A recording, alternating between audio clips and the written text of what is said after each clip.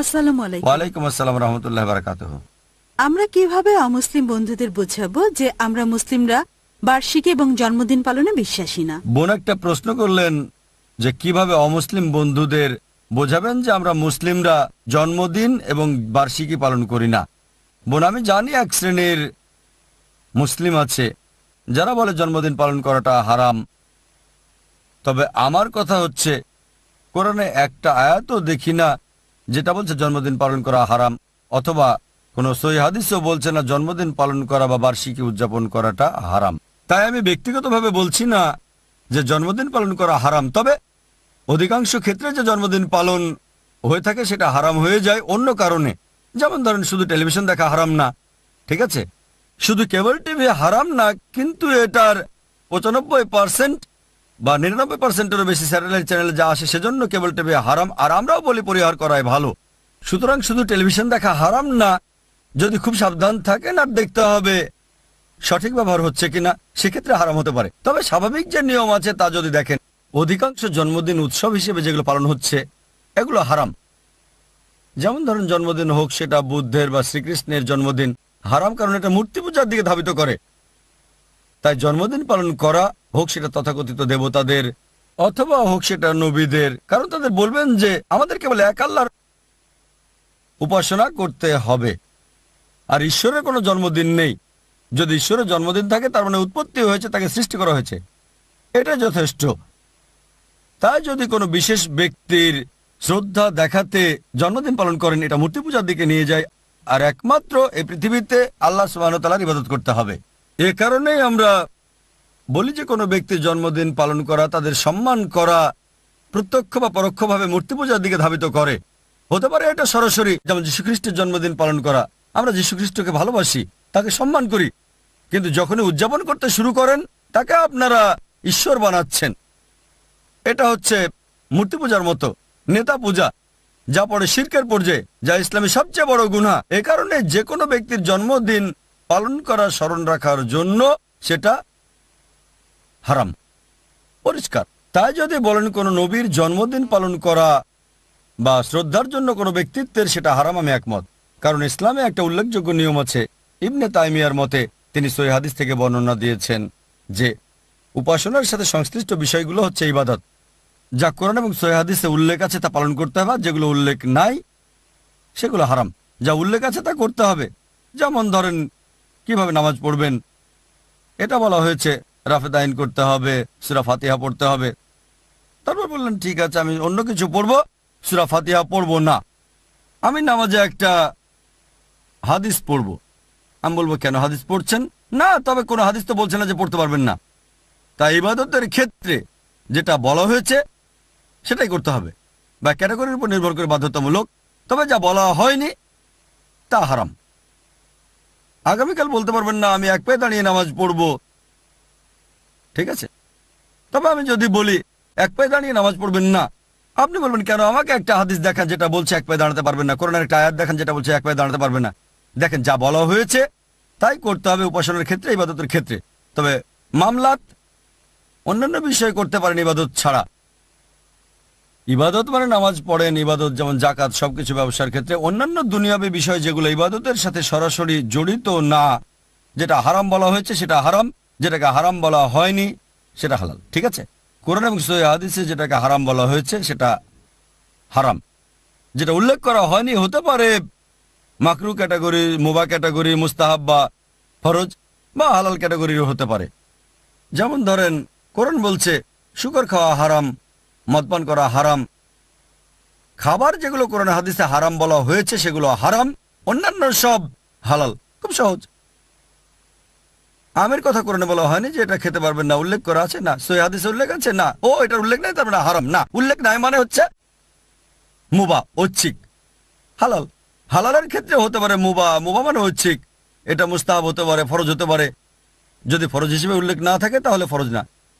আপনাকে বুঝতে হবে যে শরীয়তে দুই ধরনের বিধান আছে। একটা হচ্ছে ইবাদত, যার উল্লেখ থাকলে করা যাবে হালাল, যদি উল্লেখ না থাকে হারাম। দুনিয়াবী বিষয়ে অন্যান্য ক্ষেত্রে মামলাত। ইবাদতের বাইরে কার্যক্রমগুলোতে যা হারাম বলা হয়েছে তা হারাম, অন্য সবকিছু হালাল। সুতরাং কোনো ব্যক্তিত্বের জন্মদিন পালন করাটা ইবাদতের পর্যায়ের অন্তর্ভুক্ত। এটা কোরআন এবং সহিহ হাদিসে উল্লেখ নাই যে জন্মদিন পালন করতে পারবেন না, উল্লেখ নাই, কিন্তু এটা হারাম, কারণ শিরকের পর্যায়ে, বুঝতে পারছেন? তবে ব্যক্তিগতভাবে জন্মদিন পালন করাটা দুনিয়াবী বিষয়। কিছু মুসলিম বলছেন হারাম, তাতে আমি একমত না, কারণ এটা দুনিয়াবী বিষয়ের। তারপরও আমাদের স্কুলে আমরা উল্লেখ করেছি যে এটা করা যাবে না, হারাম। যেমন নাচ করা, গান করা, এগুলো হারামের দিকে নিয়ে যায়। তবে সাধারণত ফতোয়া হিসেবে আপনি বলতে পারবেন না যে আপনার ছেলে মেয়ের জন্মদিন পালন করাটা হারাম, আর এটাকে মাকরু বলতে পারেন বা পরিহার করাই উত্তম, যদি না করেন সেটাই উত্তম। এজন্য যে হয়তো আপনার জন্মদিনে মিউজিক থাকতে পারে, অন্যান্য বিষয় থাকতে পারে, তবে কোনো হাদিসই বলছে না যে সন্তানের জন্মদিন পালন করতে পারবেন না। আপনার সন্তানের জন্মদিন পালন করা উৎসবের পর্যায়ে পড়ে, ইবাদতের পর্যায়ে পড়ে না, ঠিক আছে? কিন্তু তারপরও আমাদের স্কুলে যেমন ধরেন টুপি পরা ফরজ না, কিন্তু আইআরএফে প্রত্যেক স্টাফকে টুপি পরতেই হয়, মুস্তাহাব। সুতরাং আইআরএফ এর নিয়ম এটা বাধ্যতামূলক, আর এভাবে জন্মদিন পালন করাটাও নিষিদ্ধ আইএএস এর নিয়ম অনুযায়ী। আইএএস এর নিয়মে যেগুলো হারাম তার সবকিছুই শরিয়াতে নিষিদ্ধ না হতে পারে, আর আইএএস এর যেগুলো ফরজ ইসলামিক ইন্টারন্যাশনাল স্কুলের নিয়মে ইসলামে সেটা ফরজ না হতে পারে। যেমন ধরেন আমাদের বাচ্চাদের একই ড্রেস পরতে হয়, একই কালার, গ্রেস ব্লু বা ব্লুইশ গ্রে, এটা আইএএস এর নিয়মে ফরজ, কিন্তু বাইরে ইসলামে ফরজ না। তাই বুঝতে হবে যে একটা হারাম জিনিসকে ফরজ করা যাবে না। একটা মুস্তাহাবকে ফরজ করতে পারেন, একটা মুবাহকে ফরজ করতে পারেন, ফরজকে ফরজ করতে পারেন, এটা স্পষ্ট। একজন অমুসলিম যিনি ইসলাম গ্রহণ করেছিলেন, একদিন তিনি আমার স্ত্রীর সাথে আমার কাছে এসে কিভাবে ইসলাম গ্রহণ করেছিলেন তা বলেছিলেন, মাশাআল্লাহ, এবং কিভাবে সন্তান লালন পালন করছেন। যখন তিনি তার মায়ের বাড়িতে যান, তার বোনও তাকে খুবই ভালোবাসে। একদিন তার জন্মদিন ছিল, আর সে জানতো যে আমার বোন জন্মদিন পালন করাটা পছন্দ করে না, তাই এই উদ্দেশ্যে সেদিন কেক কাটা হয়নি। পরদিন তিনি একটা কেক আনলেন যার উপর লেখা ছিল হ্যাপি বার্থডে, আর তিনি বললেন আমি এটা খাবো না, তবে সন্তানদের বললেন তোমরা চাইলে খেতে পারো। বোনের কানে কানে বলেছিলেন যে কেক কাটা হারাম। আমি তাকে বললাম এটা হারাম না, সে খুব দুঃখ পেল। দেখেন, এই অবস্থা দেখে তিনি এক বোনের কাছে সঠিক চিত্রটা তুলে ধরতে চান, হিন্দু বোনের কাছে, আর তাকে বলেছি যে তার বরং কেকটা খাওয়াই ভালো ছিল। তবে দুঃখজনকভাবে সে মনে করেছে এটা হারাম, তাই খায়নি এবং সওয়াব পাবে। আসলে তার বোনের কেক খাওয়াটা হারাম না। স্বাভাবিকভাবে আমি মুসলিমদের বলবো এটা পরিহার করুন। যদি আপনার বোন মুসলিম হয়ে জন্মদিন পালন করে কেক খেলেন না, কোনো সমস্যা নেই। কেক খাওয়া হারাম না, এটা মুস্তাহাব, এটা করবেন না কারণ তাকে উৎসাহিত করছেন না, ঠিক? এখানেও একই বিষয়। যদি আপনার বোন হয় একজন মুসলিম, জন্মদিনের কেক দেয়, আপনি খাবেন না, সেটাই ভালো, মুস্তাহাব। কিন্তু এখানে একজন নতুন মুসলিম যে অমুসলিম বোনের কাছে গেছে, আর এখন কেক খাওয়াটা একটা ছোট বিষয়, বড় বিষয় হচ্ছে শিরক। তাই আপনার বেশি গুরুত্বপূর্ণ বিষয় হচ্ছে শিরক মুক্ত কেক খাওয়া না খাওয়া না। যদি যীশু খ্রিস্টের জন্মদিনের কেক বা শ্রীকৃষ্ণের জন্মদিনের কেক খেতে বলে, সে সময় না খেলে ঠিক আছে। তাই আমরা দায়ী হিসেবে আমাদেরকে শরীয়তের সীমাটা জানতে হবে। এটা আমার মতামত, অনেকে দ্বিমত করবেন।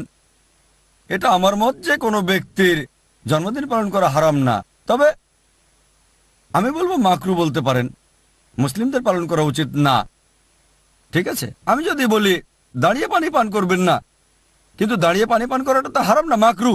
বোন, যখন অমুসলিমদের সাথে কথা বলবেন জন্মদিন পালনের ইস্যু নিয়ে কথা বলবেন না, এগুলো ছোট বিষয়। হ্যাঁ, নবীদের বড় ব্যক্তিত্বের জন্মদিন, সেক্ষেত্রে যুক্তিসঙ্গত কারণ দেখাতে পারেন, যা আগে আমি আমার উত্তরের অংশ হিসেবে বলেছি। তবে কারো ব্যক্তিগত জন্মদিন সেটা ছোট বিষয়। হ্যাঁ, আপনি বলতে পারেন তোমাদের জন্মদিন উৎসবে মিউজিক থাকে, ডান্সিং থাকে, লোকজন নোংরা কাপড় পরে, এগুলো তুলে ধরবেন। কেবল ছোট একটা বিষয় তুলে আনবেন না। মুসলিম হিসেবে আপনি অমুসলিমকে দাওয়া দিচ্ছেন, গুরুত্বপূর্ণ বিষয়গুলো তাকে বোঝানোর চেষ্টা করেন, অথবা যে বিষয়গুলো ছোট কিন্তু খুবই ন্যায়সঙ্গত, যুক্তিসঙ্গত, যেগুলো আসল বিষয়টা বোঝার ব্যাপারে সাহায্য করবে, যেমন মদ পান না করা, এগুলো ছোট বিষয় যা দিয়ে লোকজন ইসলামকে আক্রমণ করে।